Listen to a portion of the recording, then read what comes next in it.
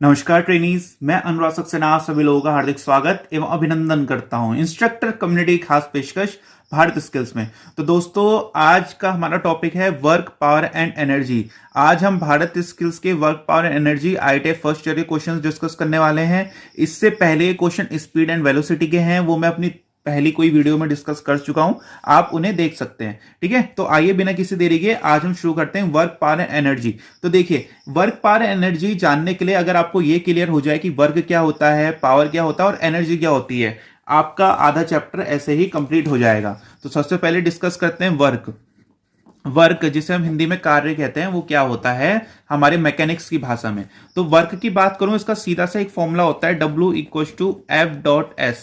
ठीक है, डॉट का मतलब गुणा होता है, गुणांक लिख देता हूं। ठीक है, तो वर्क का हमारा फॉर्मूला होता है F×S, जहां पे F हमारा होता है फोर्स, जिसे हम हिंदी में बल कहते हैं। S होता है डिस्प्लेसमेंट, जिसे हम हिंदी में विस्थापन कहते हैं। अब देखिए ये होता है क्या है, मैकेनिक्स की भाषा में कार्य हम तब किया हुआ कहते हैं जब हम किसी वस्तु पे कोई बल लगाते हैं और वो वस्तु हमारे बल की दिशा में ही कुछ मूव कर जाती है। जैसा कि आपको मैं उदाहरण दूं, अगर ये कोई पेंसिल है, अगर इसमें मैंने अब इसमें बल लगाया और ये यहां से यहां पर मूव कर गई है, तो मतलब कुछ कार्य हुआ है। ठीक है, कार्य का सीधे से दो चीजें होनी चाहिए कार्य में, एक बल और एक विस्थापन। आपको उसमें बल लगना चाहिए, ठीक है, और वो बल की दिशा में ही वस्तु को थोड़ा मूव कर जाना चाहिए, तो हम बोल देते हैं कार्य हो गया है। अब देखिए, जैसे कई एग्जांपल इसमें पूछ लेते हैं। मान लीजिए ऐसे कोई कुली है, वो अपने सर में बहुत सारा लोड लेके खड़ा हुआ है पूरे दिन भर। अगर उसने बिल्कुल ही मूवमेंट नहीं किया तो मैकेनिक्स की भाषा में हम कहेंगे उसने कोई कार्य नहीं किया है। जहां भी विस्थापन जीरो हो गया, मतलब वो उसका वर्क जीरो हो गया।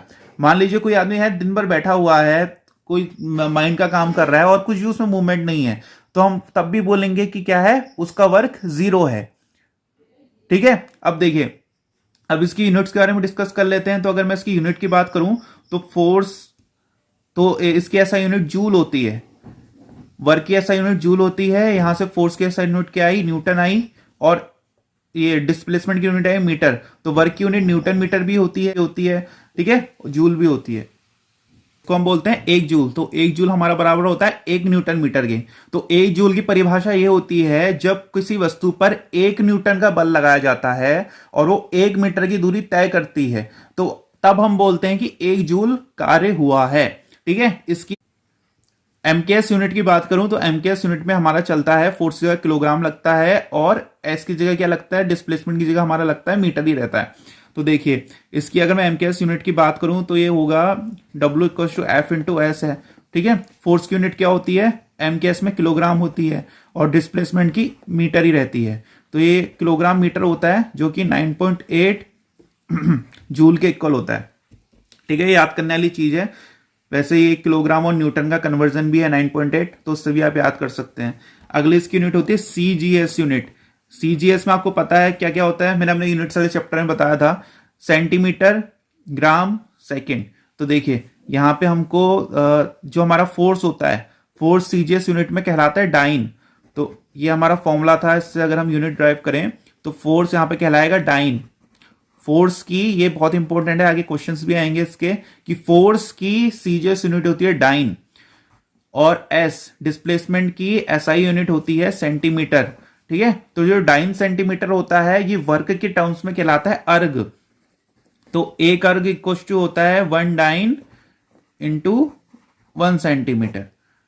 ठीक है, अभी इसका आगे कन्वर्जन भी आएगा, तो उसको हम क्वेश्चंस में करेंगे। में आता है वो है पावर।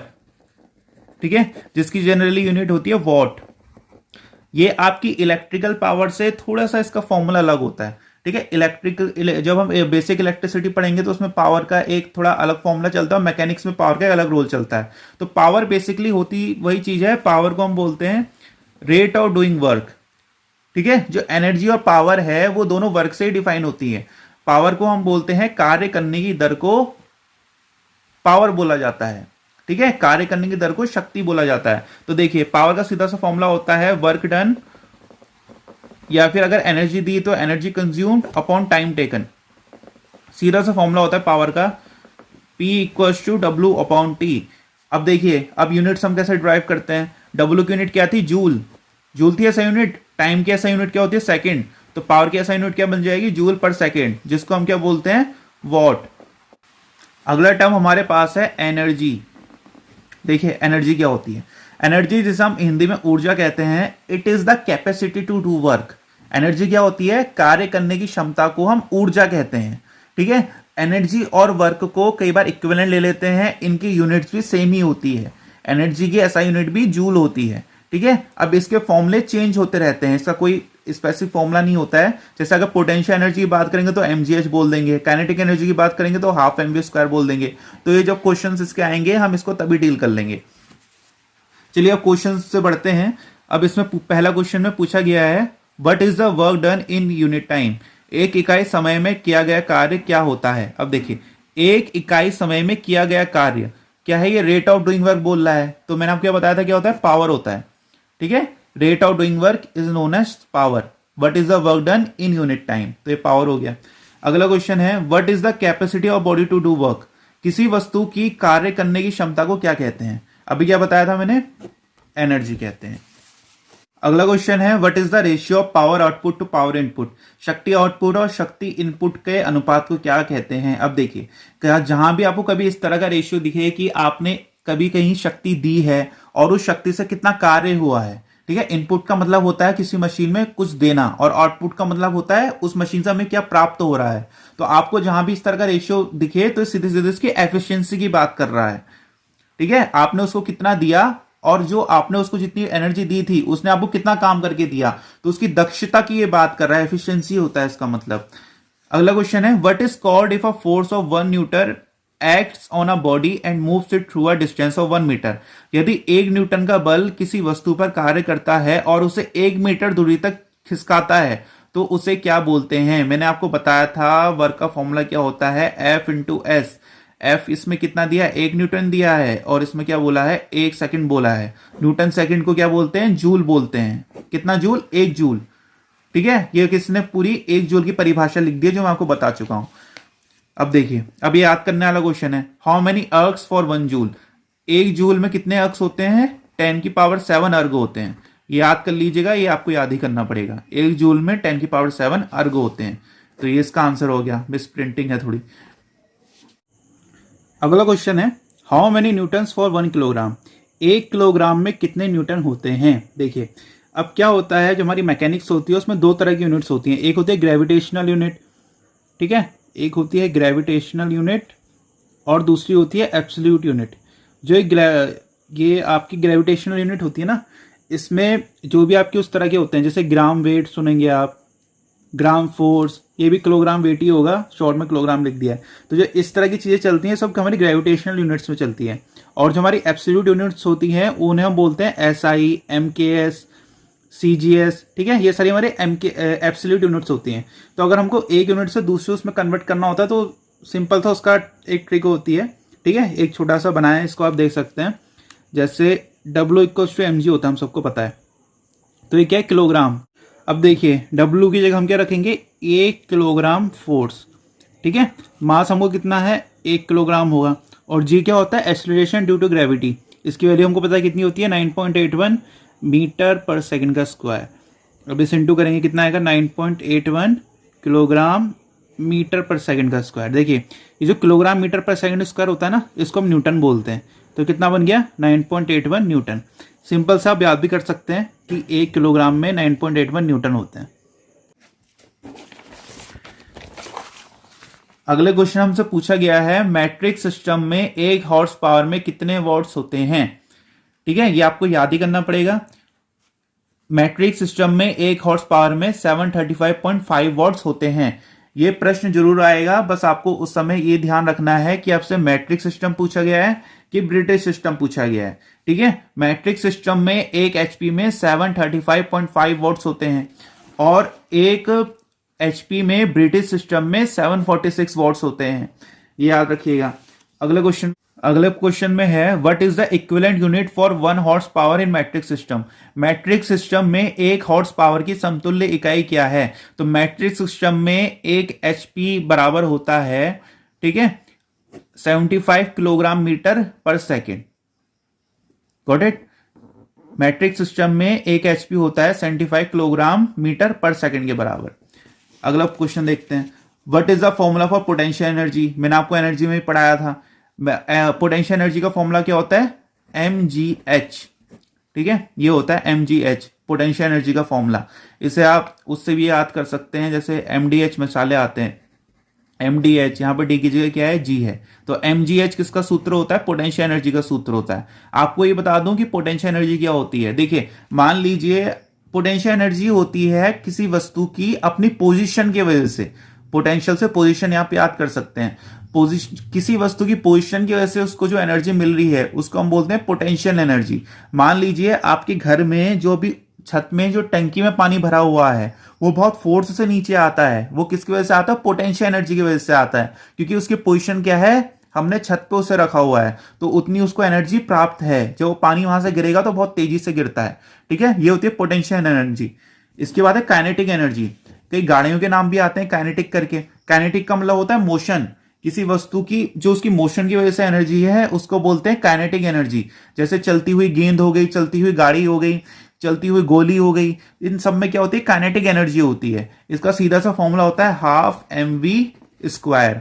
बहुत सिंपल सा फॉर्मूला है, हाफ 1/2 mv², जहां पर m क्या होता है, मास होता है, v क्या होती है, वेलोसिटी।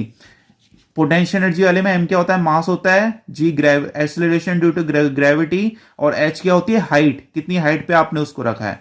ठीक है, तो उसका फॉर्मूला हो गया हाफ mv² काइनेटिक एनर्जी का।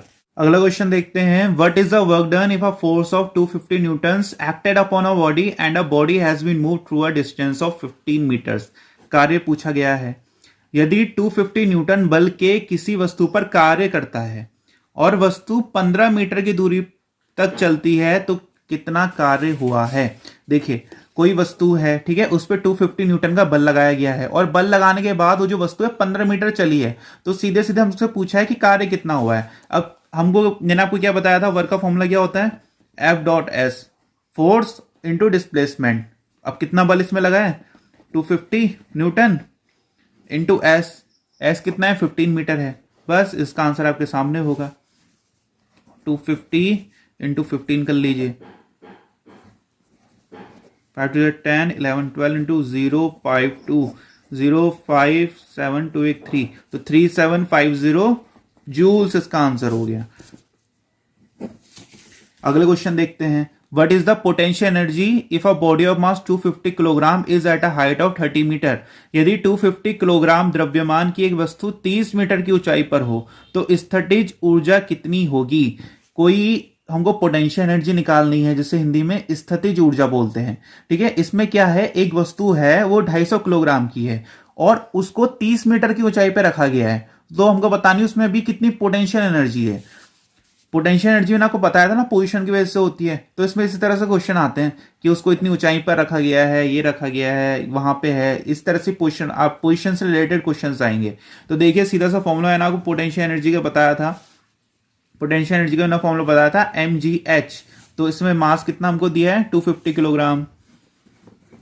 जी हमेशा याद रखना, जो भी नियमीय क्वेश्चंस है ऑप्शंस बहुत पास में है तो 9.8 ही यूज करें, 10 यूज ना करें, मेरी आपको सलाह है। अगर ऑप्शंस में बहुत ज्यादा गैप है तब आप 10 लेके कर सकते हैं कहीं कहीं पे, मगर जहां तक मेरा एक्सपीरियंस है डीजीटी के क्वेश्चंस थे तो ऑप्शंस बहुत पास में है तो आंसर बहुत गलत हो जाता है, इसलिए 9.8 ही लें जी की वैल्यू।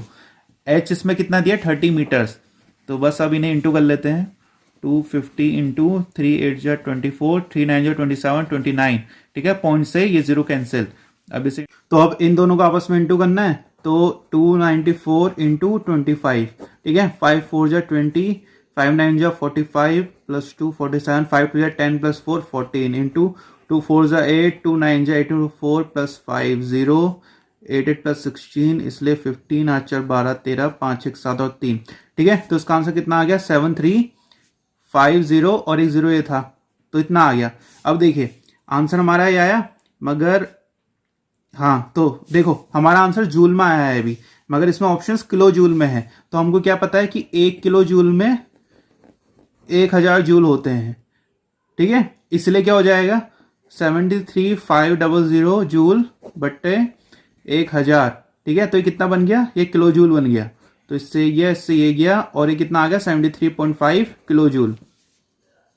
तो ये इसका आंसर हो गया। एक बात आपको और बता दूं, जहां भी आपको किलो दिखे, ठीक है, मैकेनिक्स में किलो का मतलब आप 1000 से समझ सकते हैं, यूट्यूब में भी के का मतलब 1000 होता है, ठीक है। अगर कहीं पर 1K व्यूज लिखा है इसका मतलब 1000 व्यूज से उसका मतलब है। मैकेनिक्स में भी जो के होता है ये 1000 को डिनोट करता है। जैसे 1 किलो जूल में 1000 जूल्स होते हैं, तो इस तरह से आप इसको याद कर सकते हैं। तो इसका आंसर था 73.57 किलो जूल। अगला क्वेश्चन है, what is the potential energy in a body of mass 10 kilogram kept in the top of a pole 20 metre high. अब देखिए फिर से अगला क्वेश्चन सेम टू सेम पहले वाले क्वेश्चन की तरह है। अब देखिए इस क्वेश्चन में हम क्या करते हैं, देखिए मान लीजिए सिंपल सा आपको डायग्राम से रिप्रेजेंट करके दिखा दे रहा हूं। कोई पोल है, ठीक है, टेढ़ा हो गया। मान लीजिए कोई पोल है इस तरह से, ठीक है, इसके ऊपर कोई 10 किलोग्राम की वस्तु रखी गई है और इसकी जमीन से ऊंचाई कितनी है, 20 मीटर दी है, ठीक है। सिंपल सा क्वेश्चन है। तो पोटेंशियल एनर्जी का फॉर्मूला मैंने आपको अभी क्या बताया था, mgh। मास इसमें कितना दिया, 10 किलोग्राम, जी हमारा होता है 9.8 और पोल की ऊंचाई दी है 20 मीटर। तो इसको सॉल्व करना है, इससे ये हट गया, ठीक है। अब सिर्फ इंटू करना है, 2 8 जा 16, 2 9 जा 18 प्लस 1 19 और एक पीछे से 0, तो 1960 जूल्स इसका आंसर आ गया। सिंपल सा।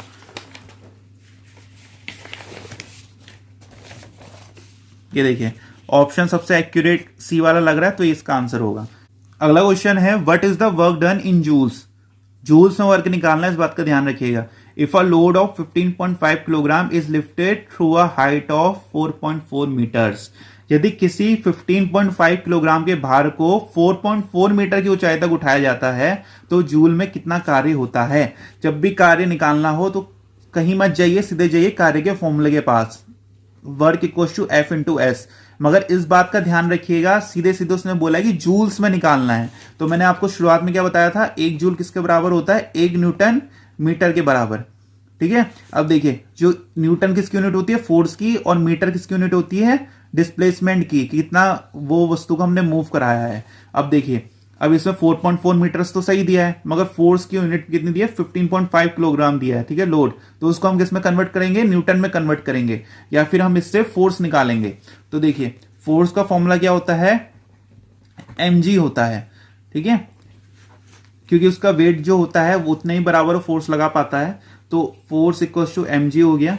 तो यहां से हमको मास इसका दिया है 15.5 किलोग्राम इंटू जी की वैल्यू होती है 9.8। तो हमारा फोर्स इसको इंटू करके आ जाएगा, निकाल लेते हैं, 15.5 इंटू 9.8, 8 5 जा 40, 8 5 जा 44, 8 1 जा 8 प्लस 12, 9 5 जा 45, 9 5 जा 45, 49, 9 1 जा 9 प्लस 4 13, 0 9 1, तो 151.9 न्यूटन इसका फोर्स आया है, ठीक है,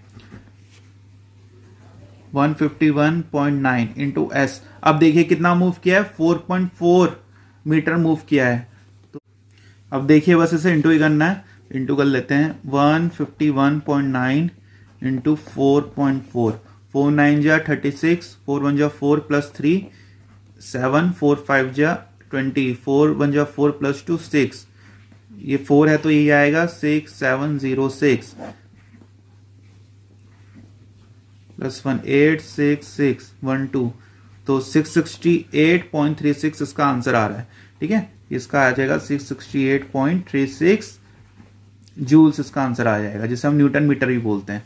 तो ये इसका आंसर हो गया 669 अप्रोक्स वाला ले लेंगे, ठीक है। अगला क्वेश्चन में हमसे पूछता है, what is the kinetic energy of a bullet. एक गोली है, उसकी काइनेटिक एनर्जी निकालनी है। Of mass 5 gram travels with a speed of 500 metre per second. एक 5 ग्राम द्रव्यमान की बुलेट जो कि 500 मीटर पर सेकंड की स्पीड से चलती है, तो उसकी गतिज ऊर्जा क्या है। देखिए गतिज ऊर्जा का सीधा सा फॉर्मूला क्या होता है, हाफ mv²। मगर इस बात का ध्यान रखना कि सब SI यूनिट में लेके चलेंगे। SI यूनिट जाननी है तो मेरा पहला वीडियो है यूनिट्स फ्रैक्शंस का, उसको देखिए, उसमें आपकी यूनिट्स पूरी क्लियर हो जाएंगी। तो देखिए जूल में यूनिट डी है, जूल SI यूनिट है। इसका मतलब हमारा मास किस में होना चाहिए, किलोग्राम में होना चाहिए, और वेलोसिटी मीटर पर सेकंड में होनी चाहिए। वेलोसिटी एकदम सही दी है, मगर इसने यहाँ पे 5 ग्राम दिया है। तो देखिए जो ग्राम है उसको हम किलोग्राम में चेंज कर लेते हैं। हमको पता है 1 किलोग्राम में कितने ग्राम होते हैं, 1000 ग्राम होते हैं, ठीक है। अब देखिए, अब इसको कन्वर्ट कर लेते हैं, तो 1 ग्राम में कितना हो जाएगा, 1/1000 किलोग्राम हो जाएगा। तो 5 ग्राम में कितने हो जाएंगे, 5/1000 किलोग्राम, ठीक है। अब बस इसको यहां पे रख लेते हैं। तो फॉर्मूला था हाफ एम, एम हमारा कितना आगे कन्वर्ट करके 5/1000 इंटू वी का स्क्वायर। तो वी कितना दिया है, 500 मीटर पर सेकेंड। तो 500 इंटू 500, स्क्वायर तो 2 बार लिखेंगे, तो 1 2 3, 1 2 3, ये जाएगा 25 टाइम्स, ठीक है। अब इसे इंटू कर लेते हैं, 5 5 25 इंटू 25, 25 इंटू 25 कितना होता है, 625 जूल्स। तो ये इसका आंसर हो गया।